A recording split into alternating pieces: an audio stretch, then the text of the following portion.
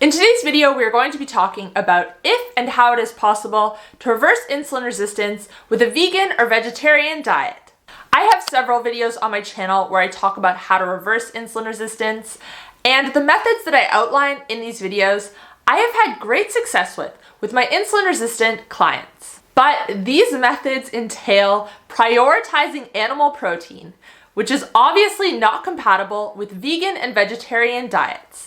And lately, I've been getting a lot of questions about if and how it is possible to reverse insulin resistance if you are limiting animal products.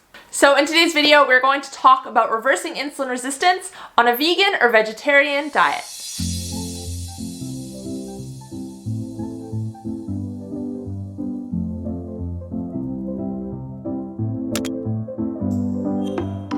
Hey guys, welcome back to my channel. If you're new here, my name's Kate. I'm a health coach and I post videos on a high-fat, nutrient-dense way of eating. If you like this video, please give it a thumbs up, feel free to share, and make sure to subscribe. And make sure to follow me on Instagram, Twitter, and Facebook, where I share new posts every single day. Today's video is sponsored by Squarespace. For everything from websites and online stores to marketing tools and analytics, Squarespace is the all-in-one platform that does it all. Head to squarespace.com/healthcoachkate to start your free trial today. We're going to start off today talking about why I advocate for a low-carb, high animal protein diet when reversing insulin resistance, just so you can understand where I'm coming from. And then we will get into how you can tailor it if you are a vegan or vegetarian. So for those of you who are new to my channel, I am a big advocate for low-carb diets. Not only have I seen improvements to my own health in terms of my weight, hormones, and energy levels, but I've also seen it work for my clients as well, for a wide range of conditions. With that being said, I am not dogmatic about diet. I am not anti-carbs. I do think that carbohydrates do have a place, especially for athletes. But the reality is that the vast majority of the population does not fall under the category of athlete. Most people in the Western world have issues with excess weight, excess abdominal fat especially, blood sugar regulation, and insulin sensitivity. And all of these stem from insulin resistance, which means the body is not able to utilize carbs efficiently. Because every time we eat carbohydrates, they're broken down by the body into glucose or sugar, and they enter our bloodstream, at which point insulin is released to bring the excess sugar from our blood to our cells for energy. But if our cells are not responding to insulin correctly because we are insulin resistant, then this is where you begin to run into issues with blood sugar, weight gain, PCOS, and a whole host of other diseases. So for someone who is trying to reverse insulin resistance, limiting carbs is absolutely key. Because when carbs are low in the diet, blood sugar is more stable, less insulin is needed, and our cells start to become more sensitive to insulin once again. And as your cells start to become more sensitive again, then yes, you will be able to handle a few more carbohydrates in your diet.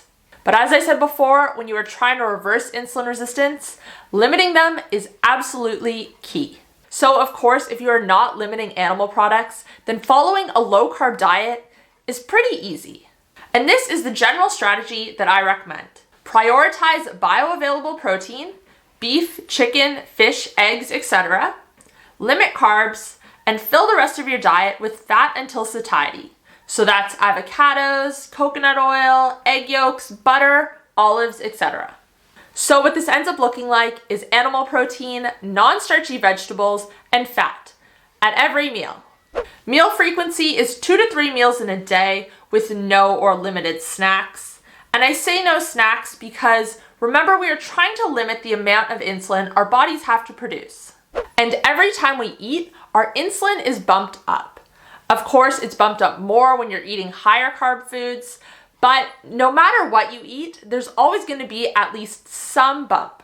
And I do have a whole other video that's a 3-day meal plan if you guys want to know exactly what this looks like in practice. I will link that video up above. But now let's get into why you clicked on this video, and that is how to follow this method if you are vegan or vegetarian. Now, I think I've made it pretty clear why I recommend the strategy that I do. When you are not limiting animal protein in your diet, when you're actually prioritizing it, then it is easy to eat low carb and also to get adequate protein. On the other hand, this is very hard to do if you are avoiding animal products, because plant protein sources also come with a lot of carbohydrates. Protein is the most important macronutrient. It is the building block for our cells, and under-consuming it can lead to hair loss, weak bones, and muscle loss. Protein should be the main focus of our diet and should be prioritized.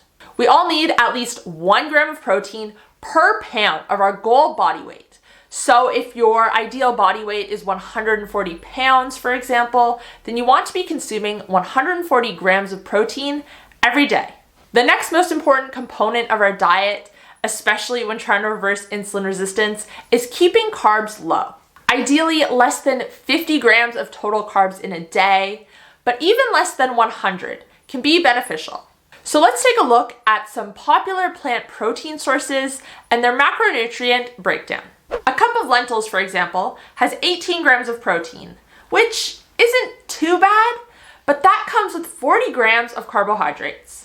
So going by our example body weight of 140 pounds, in order to get enough protein in a day relying on lentils alone, you will need to consume 7 cups of lentils, which comes with 280 grams of carbs. And black beans and other types of beans and legumes have a similar macronutrient breakdown. Some are also much worse, such as chickpeas, where 1 cup gives you 40 grams of protein, but also 120 grams of carbs. Peanut butter and other nut butters are another popular vegan protein source. However, 2 tablespoons of peanut butter only provides 8 grams of protein and comes with 6 grams of carbs.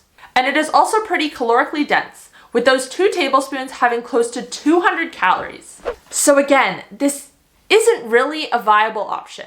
Tofu is probably going to be your best protein source macronutrient-wise, with a cup having 20 grams of protein and only 5 grams of carbs. However, soy is definitely not something you want to be consuming in large quantities. And even still, the macro breakdown isn't that great. You would have to have 7 cups of tofu in a day to hit your protein goal. Of course, there are some plant-based protein powders that you could supplement in, but relying on these as your main source of protein, again, just isn't viable. And I know that this is probably not what you want to hear if you're trying to limit your meat consumption, but this is the reality, unfortunately. When you avoid animal products, it is extremely difficult to eat enough protein while also keeping your carbohydrates low, which is what is needed to reverse insulin resistance. Now, if you are following a vegetarian diet, you might be able to pull it off.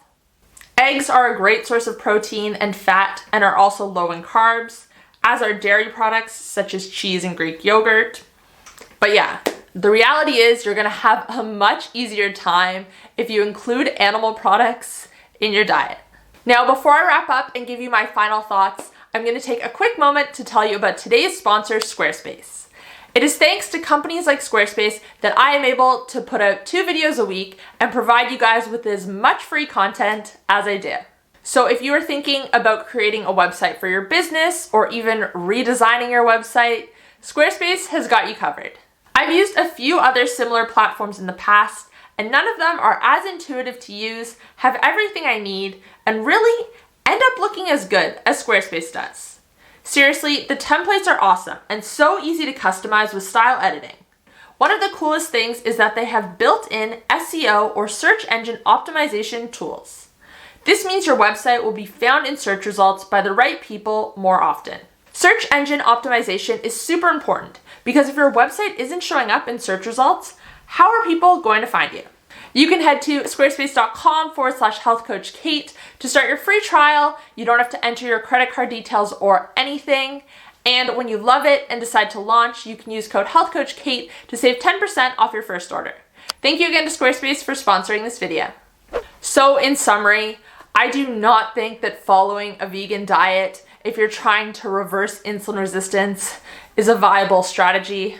I do think that people can get some results if they switch from the standard American diet, rich in processed food, to a whole foods plant-based diet, simply because they'll be getting a lot more fiber, which can be beneficial for blood sugar regulation. However, I have done a whole video where I look at the research that looks at low carb diets and insulin resistance, and also plant-based diets and insulin resistance, and the evidence is pretty clear about which one is more effective. I will link that video up above if you want to check it out.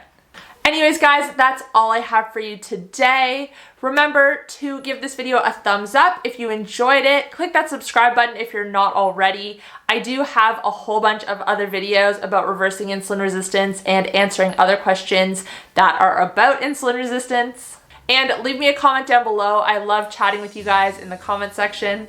If you did like this video, you might also like that video that I mentioned earlier about studies done on insulin resistance. You can check it out here. If you want to catch up on my most recent upload, you can find it right here. And if you want to check out my keto diet and carnivore diet coaching programs, you can find them here. Thanks, guys. I'll see you next time. Bye.